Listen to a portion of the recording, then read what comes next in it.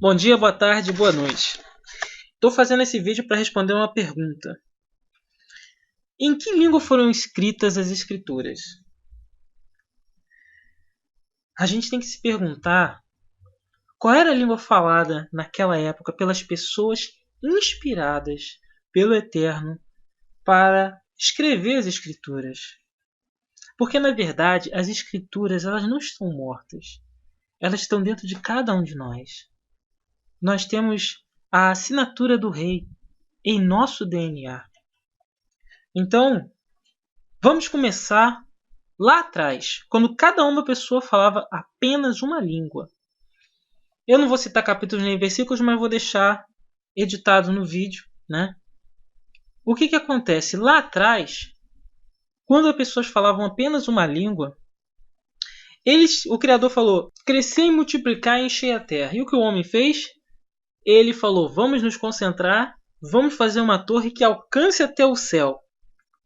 E isso irritou muito o Todo-Poderoso. Então, ele dividiu as línguas, né? Lá no princípio, quando a terra era uma só e falava uma só língua, os filhos dos homens viram os filhos do Eterno viram as filhas dos homens, se enamoraram por elas e entraram a elas. Não vou entrar nesse mérito, né? Mas o gênero humano se corrompeu. E aí o Criador viu a Noé, né, Naum, e em Noé ele depositou a sua confiança e eles conseguiram. O Criador deu uma profecia de 120 anos para fazer a arca. E o que aconteceu? Depois desse fato, a arca ela foi parar onde? No Monte Ararat, né? E depois eles desceram lá, saíram lá no Monte Ararat. Aonde fica o Monte Ararat? Na Turquia. Aí a gente começa a nossa história com o primeiro patriarca de todos. Porque todos os descendentes dele ouviram sempre a história. Eu sou o Eterno de Abraão, Isaque e Jacó. O primeiro patriarca era Abraão. E aonde ele morava? Em Ur dos Caldeus. E aonde ficava Ur dos Caldeus? Turquia. Se você vê a Caldeia, toda aquela região da Caldeia, onde é que ela abarcava?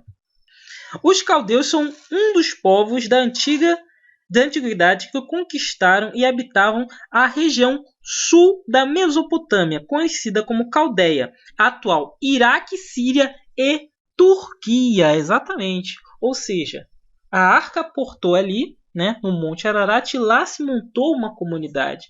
Só que como aquela comunidade começou a se corromper, o Eterno falou, sai daí, Abrão. Eu quero que você vá para a terra onde eu te chamar. E aí Abraão saiu de lá e ele foi para um local chamado Harã. Ele foi para aquele local chamado Harã e existem indícios que eles batizaram aquele local chamado Harã exatamente porque Abraão ele tinha um irmão, né? Que aqui você está vendo. Esta história é a família de Tera. Tera gerou Abraão, Naor e Harã. Harã morreu em Ur dos Caldeus, sua terra natal. Então, quando eles saíram de Ur dos Caldeus, o primeiro lugar onde eles fizeram pousada, eles chamaram aquele lugar de Harã. Às vezes, até por homenagem do irmão que acabou morrendo em Ur dos Caldeus.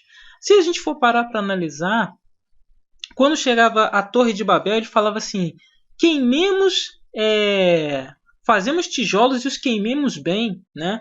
Para queimar você precisa de fogo. E não é por coincidência que o local onde Abarã estava era conhecida como Ur, que significa luz, candeia, né? Que naquela época era feita pelo fogo. A luz conhecida naquela época era feita pelo fogo. Então eles saíram de Ur dos Caldeus e primeiro eles aportaram em Harã. E lá ficou toda a parentela de Abraão, né?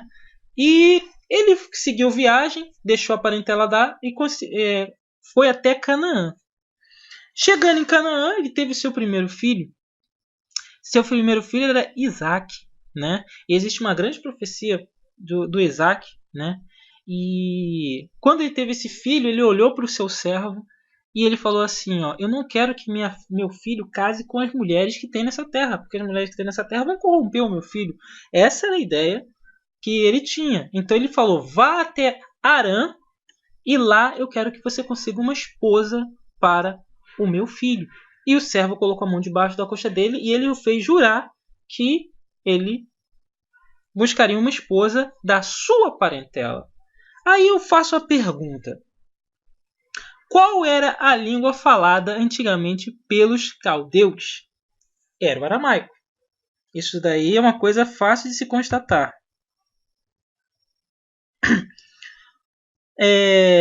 O que é aramaico? O que é o período de expansão aramaico da atualidade, região por onde se expandiu a língua semítica? O aramaico é uma antiga língua semítica, ou seja, os descendentes de Sem falavam aramaico, né?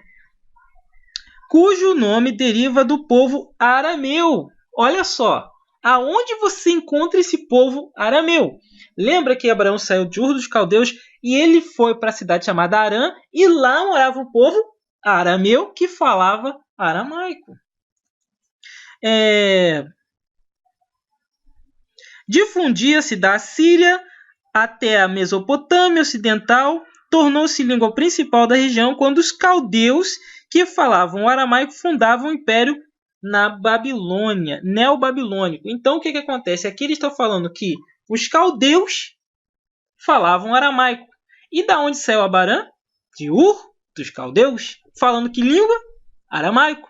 Ele foi para Arã e lá, obviamente, eles falavam aramaico. Aqui ele vem falando: antes da era cristã, aramaica se difundiu por quase todos os territórios. O aramaico se difundiu por todos os territórios da Mesopotâmia, do Mediterrâneo, perdão. Antes da era cristã, o aramaico se difundiu por quase todos os territórios do Mediterrâneo, até as montanhas da Armênia e do Kurdistão. Durante o exílio da Babilônia, cativeiro da Babilônia, em 598, o povo hebreu aprendeu o aramaico, que superou o hebraico no uso comum e também na redação dos textos sagrados. O auge do aramaico entre os hebreus ocorreu entre os séculos 2 e 6 depois de Cristo. Após esse período voltou a prevalecer a língua hebraica.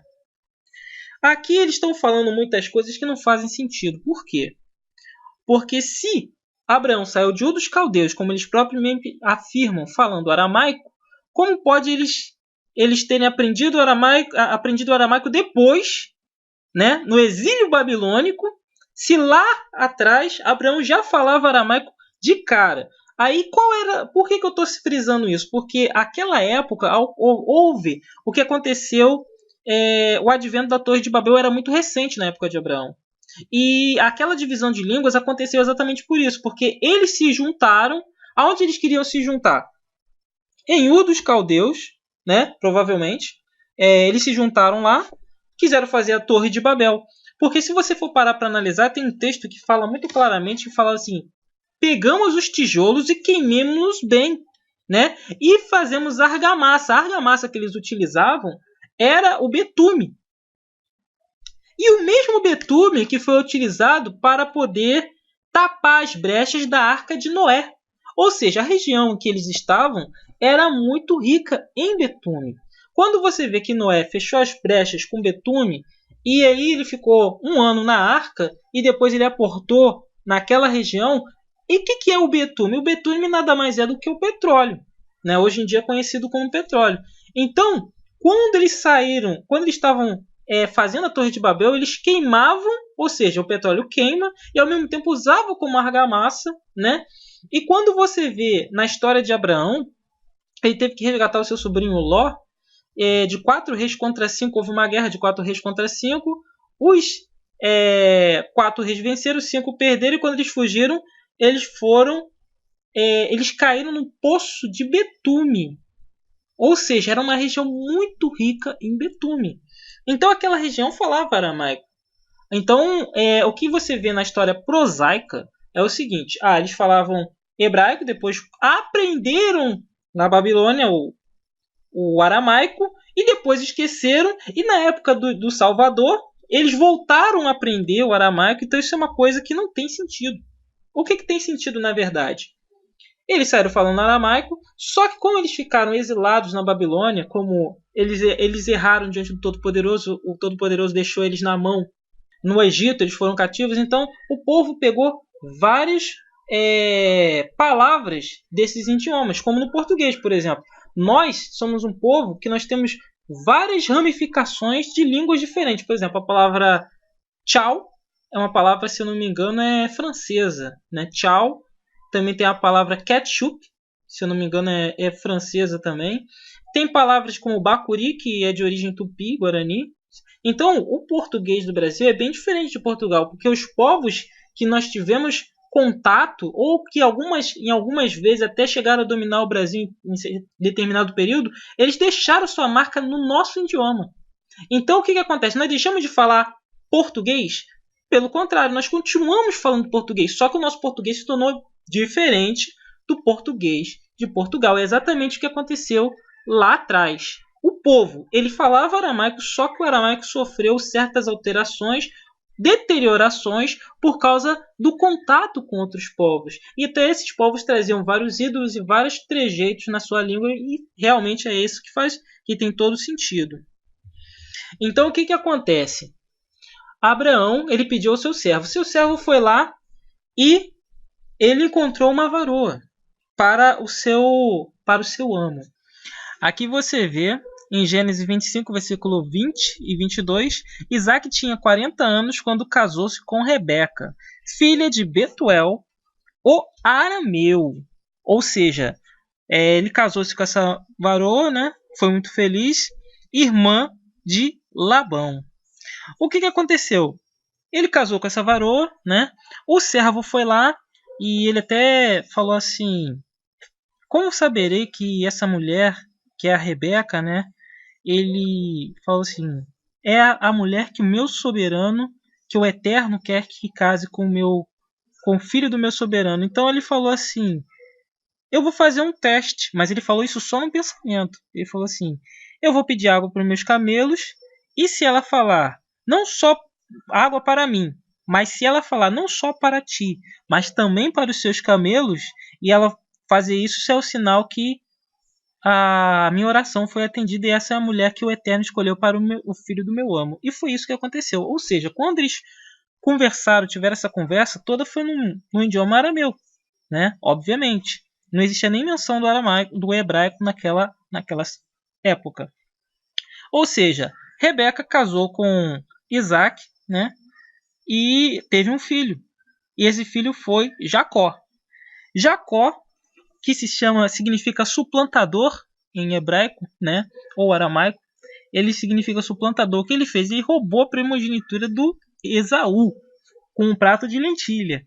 E Esaú não gostou disso e queria matar o irmão. Por conta disso, a Rebeca falou: vá para a minha terra, a terra da minha parentela, onde ele fugiu do seu irmão, e lá ele se encontrou com Raquel, né, num poço. E ele se namorou por Raquel e casou com ela, que era filha de Labão, né? Então você vê que nessa história, Abraão, Isaac e Jacó, eles passaram pelas mesmas cidades, falavam o mesmo idioma. Tem um episódio ainda que Raquel, ela, como Labão era muito esperto, né? Eu gosto de pensar nele como um lobão, né?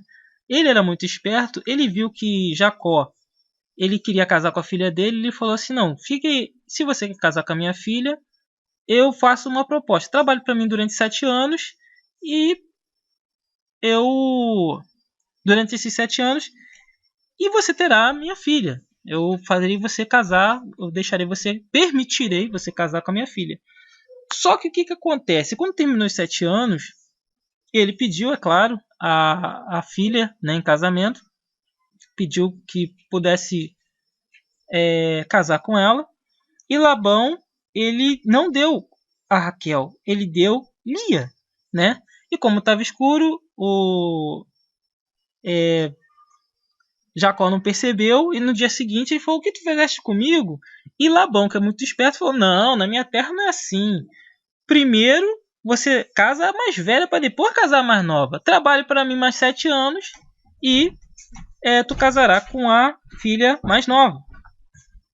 Então, o que acontece? Depois dos 14 anos, né, e ele já com 2 mulheres, ele decidiu ir embora. Só que Raquel escondeu embaixo do camelo dela os ídolos. E quando ela escondeu esses ídolos debaixo do camelo dela, o pai, quando soube que Jacó fugiu e ainda tinha roubado os ídolos, ele ficou muito furioso. Ele foi atrás, né, do varão e ele verificou todos os locais e ele não achou. Então ele fez um juramento. Ele fez um montão e fez um juramento. Aqui você tem, ou seja, para pedir perdão a Jacó, que ele não tinha encontrado os ídolos, até porque ele não verificou debaixo do camelo da sua filha, porque ele não imaginou que a sua filha fizesse tal ato, ele pediu perdão a Jacó. Ele fez um montão do testemunho, que em aramaico, aqui está escrito Jegar Saduta, né? Que no mínimo é Iagar Saduta. Por quê? Porque não existe J nem no aramaico, nem no grego, nem no aramaico, nem no grego, nem no latim. Então, não poderia ser Jegar, né? Iagar. Também o E é do hebraico. No aramaico você não encontra E grafado. Isso eu provo. Na grafia você não encontra E, porque o E vem do hebraico, que é uma linguagem moderna. Então, o que é o mais importante dentro desse contexto? Ele fez um montão pedindo perdão. Ele falou assim: eu faço esse montão, que é o montão do testemunho, e eu testemunho aqui que você está correto. Ele pediu perdão a Jacó, né? É o nome aramaico que foi dado por Labão ao montão de pedras, elevado como testemunho do pacto entre Jacó e ele próprio, correspondente no hebraico a Galeed, que lhe pôs Jacó. Ou seja, ele falou que Jacó falou em hebraico e Labão falou em aramaico. Mas tem uma coisa errada aí. Por que tem uma coisa errada? Faço pergunta. Bom, se eles saíram de Ur dos Caldeus, toda aquela região pertencia, falava aramaico. Eles foram para a Terra Prometida. E antes eles ficaram em Arã, onde se falava aramaico. Aonde então surgiu o hebraico? Ora, se Abraão, Isaac e Jacó, já foi provado que Abraão, Isaac e Jacó falavam aramaico, né? Como ele poderia ter aprendido o hebraico assim? Lá na Terra Prometida, provavelmente toda aquela região ali só falava uma língua. Que não é uma região assim tão grande assim. Mas assim, era uma região grande, mas todo mundo falava a mesma língua. Não tem uma parte onde eles falam, eles começaram a aprender essa língua, eles encontraram um povo que falava essa língua. Isso é apenas uma falácia. Ou seja, todos eles falavam a mesma língua, né? Abraão, Isaac e Jacó, os 3 patriarcas e seus descendentes falavam aramaico. Exatamente porque eles saíram de uma terra que eram de arameus. Todos eles eram arameus. E como a gente já estudou, os descendentes de Sem falavam, os semitas falavam aramaico. Aí chegamos ao fato de Daniá, conhecido como Daniel, né? Essa parte do Daniel é muito interessante porque a palavra Dan em aramaico ou hebraico significa juiz. E a palavra El vem de Deus, né? Mas El, o nome El, ele também vem de outro nome.